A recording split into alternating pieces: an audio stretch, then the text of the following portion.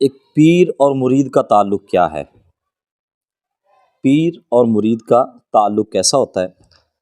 صوفیہ فرماتے ہیں پیر کے ساتھ مرید کا تعلق ایسے ہی ہے جیسے پتھر کے ساتھ جوہری کا ہوتا ہے۔ جب جوہری کسی بادشاہ کے پاس کسی خوبصورت چیز کو، ہیرے کو پیش کرنا چاہتا ہے تو سب سے پہلے اس ہیرے کو جب کان سے نکالتا ہے اس ہیرے کی نکریں نکلی ہوتی ہیں، بہت ساری نکریں ہوتی ہیں۔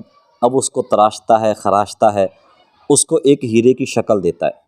اب بات اس کی پوری نہیں ہوئی، کام پورا نہیں ہوا۔ اب وہ اس کو تراشنے خراشنے کے بعد، اس کے نکریں اتارنے کے بعد اس کو پالش کرتا ہے۔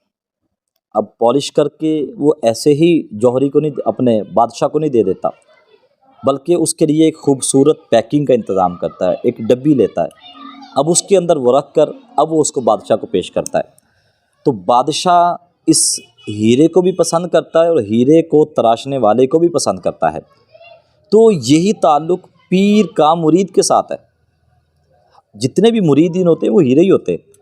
اب ان ہیروں کو تراشنا یہ پیر کی ذمہ داری ہے۔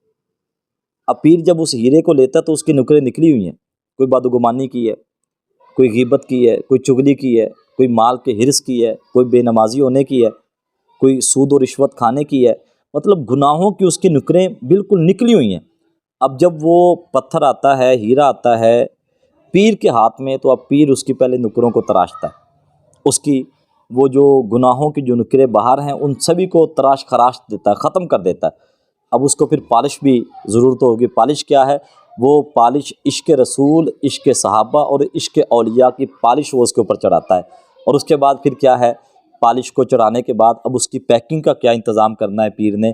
وہ یہ کہ اس کو شریعت کی ڈبی میں رکھ کر اللہ کی بارگاہ میں اگر وہ پیش کرے گا، اللہ کی بارگاہ میں لے کے جائے گا تو اللہ کریم عز و جل کو وہ پیر بھی بڑا پسند آئے گا، اور وہ مرید اور وہ ہیرا بھی بڑا پسند آئے گا کہ جو پیر نے تراش خراش کر کے اللہ کی بارگاہ میں پیش کیا ہے۔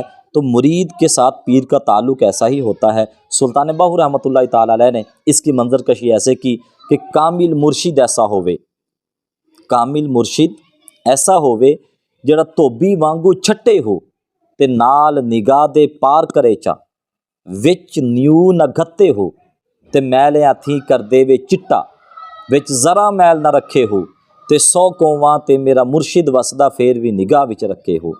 تو اگر ہم عصر حاضر میں بات کریں تو میرے شیخ طریقت امیر اہل سنت، امیر دعوت اسلامی، آپ نے جس بھی شخص کو اپنے ہاتھ میں لیا، جو بھی آپ کے دامن سے وابستہ ہوا، اس کے وہ بے اعمالیوں کی ساری نکریں اتار کر اس کے اوپر عشق رسول کی بھی پالش کی ہے، عشق صحابہ کی بھی پالش کی ہے، عشق اولیاء کی بھی پالش کی ہے، اور عشق اہل بیت کی بھی پالش کی ہے۔ اب اس کو لے کر اللہ کی بارگاہ میں پیش کیا ہے تو وہ پھر بندے جب سامنے آتے ہیں تو کوئی مشتاق قادری جیسا سامنے آتا ہے، تو کوئی حاجی فاروق علیہ رحمہ جیسا سامنے آتا ہے۔